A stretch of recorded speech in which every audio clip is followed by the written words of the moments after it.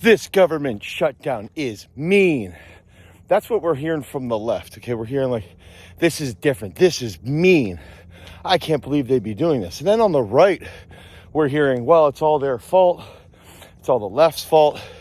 Meanwhile, what's the right doing? We're giving handouts to Argentina.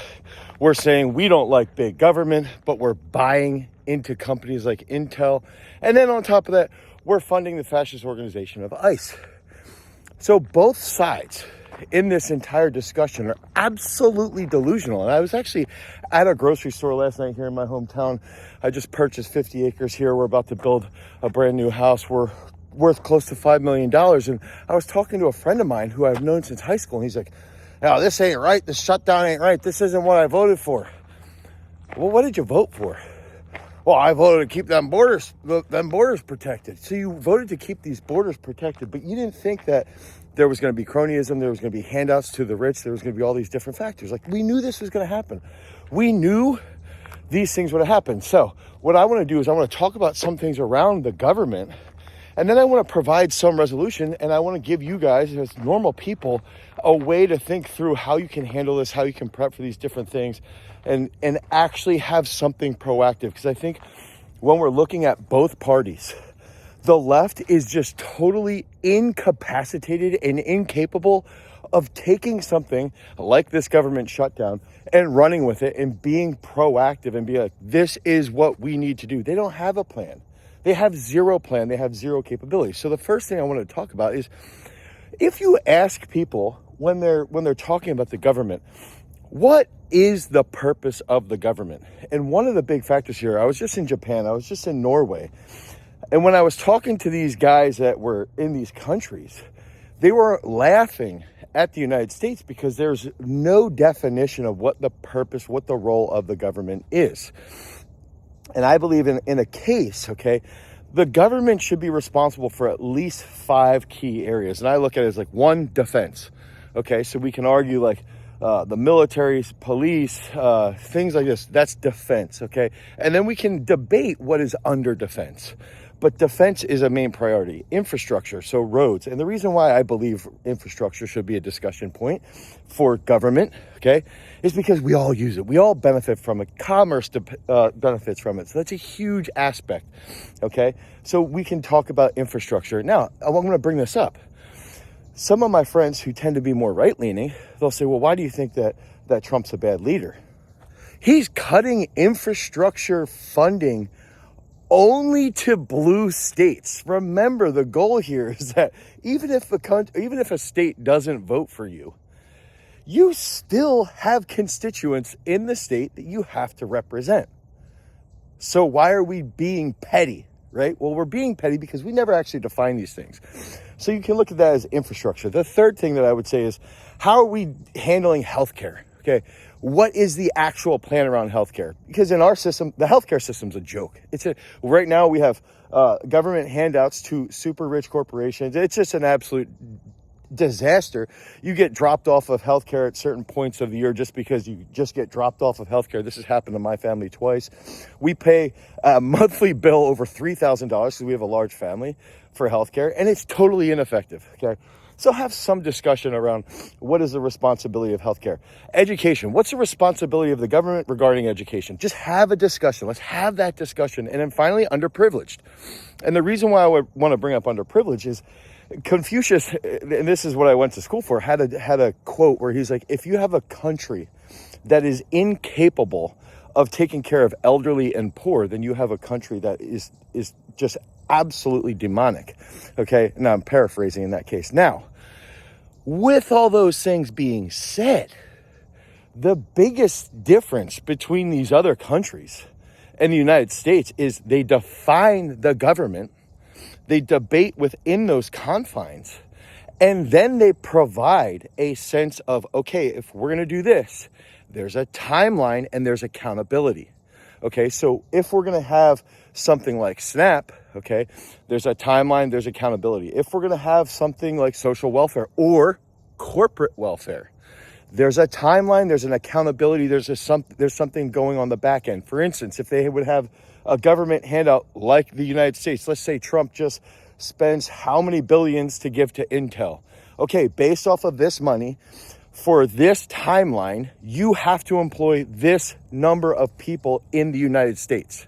Those are examples of timeline and accountability. If you are on welfare, or if you're homeless and you don't have a place to live, we will provide a place to live for 6 months. Then after that, the next 6 months, now you have to have a place that you're actually working a job, okay? And then we slowly get these people off of it. And then if you go through the system 2 or 3 times, that's when we would move you into some type of institution because you're incapable of holding a job, potentially. Okay, so we're now providing timeline, okay, accountability, not only for the rich, but also for the poor. And we're providing structure to make this growth. Now, this brings us to today, okay? We have 1 in 8 Americans are not going to be getting their SNAP, their food stamps, okay? 7 million people are on WIC, women, infants and children. They will not be having access to WIC. These are big issue things that we have to deal with, okay? So we have to come up with some resolution, some timeline, some sense of accountability. We have to get the government to have the leadership up top, okay? Whoever's in control to actually talk through these things, have a lens of how they view the government, and then we can have these debates set up within each lens so that we're clear on the role of the government. A lot of you guys commenting down below already that you're already mad that I talk trash on Trump. You're already mad that I made fun of the left for saying, oh, this is a being shut down.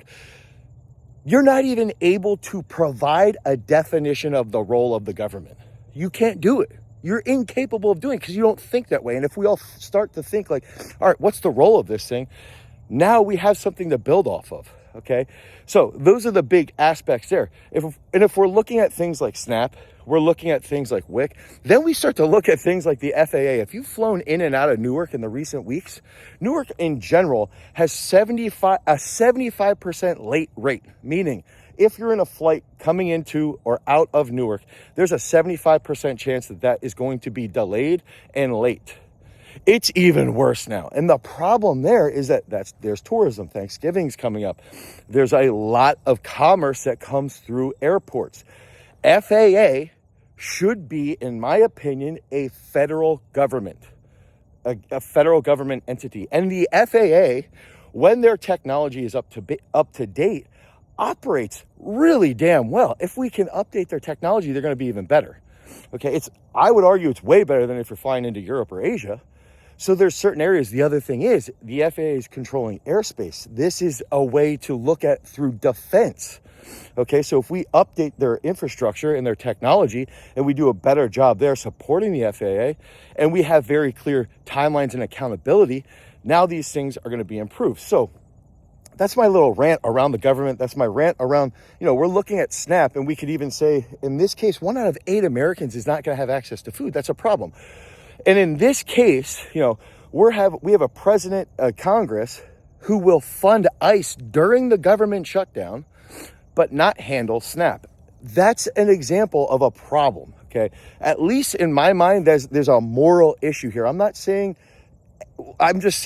that should be discussed. That should be brought to the forefront. Now, what I recommend and believe is that we should all have a massive amount of cash on hand. I've talked about this, where we should be saving 6 to 9 months of an emergency fund. Okay, you get that 9-month emergency fund. Right now, we're seeing that a quarter of the people who are unemployed for longer than 6 months. That's 25%, and that's growing.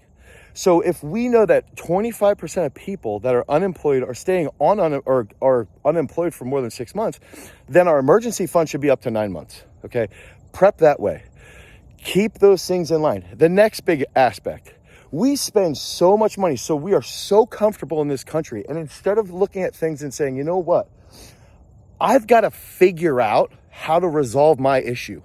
I've got to go out and freaking work. I've got to find a job. This is what I want to bring up, is that if we're in a situation where you are laid off, we can watch and learn and recognize that a lot of these guys, a lot of the economic pundits are even saying The jobs that aren't going to be affected are going to be electricians, plumbers, landscapers, cleaning gutters, things like that. Labor jobs are going to be the premier jobs because there's going to be so many jobs that will be replaced by AI long term. So guess what you guys can do? Guess what we can all do? My son is finding some of his trading cards and he's selling them on eBay. He's looking through our garage that has a bunch of junk in it and he's trying to sell it on eBay. And what we can look at as individuals, as parents, if you have kids and you got laid off and you don't have a job and you're not receiving SNAP, first of all, stop buying bullshit. Stop drinking. Stop going to the movies. Okay? Stop buying Netflix subscriptions. Delete all your shit. Grow up and start to freaking balance your budget. Okay? That's a big step you can take, is that you can own this and you can say, all right, I need to figure out how to make more income than expenses, especially in the situation where we have this government layoff, okay?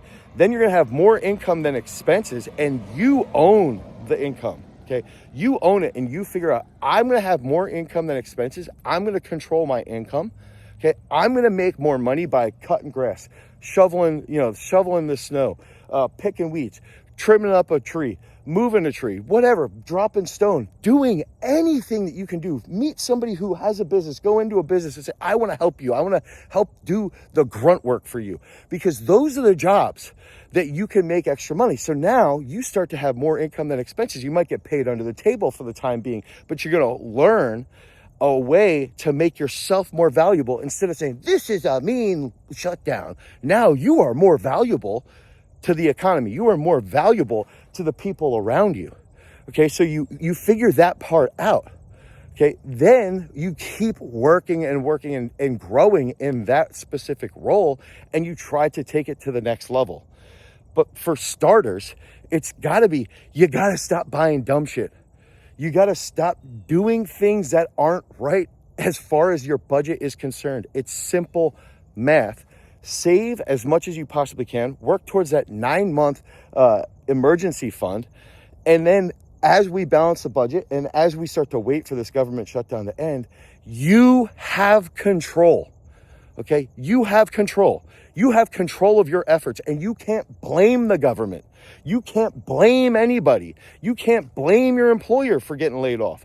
Now it's on you. And in the meantime, all you guys that voted for this dude, you really thought you were just going to get borders shut down? You guys are clueless. You got a terrible leader who's divisive. That's the other issue here. We have instability because we have a leader who is divisive. He wants to put a wedge between us. He wants to split the country. And the left and the right are too incapable of seeing where the great area is that is the United States. And if you all start working a little bit harder, you all start saving a little bit better, and you start seeing things a little bit clearer, you're going to be in a much better place. And then we can sit down and we can talk about the role of the government. I hope this helps somebody out there. A little bit of rant. Peace.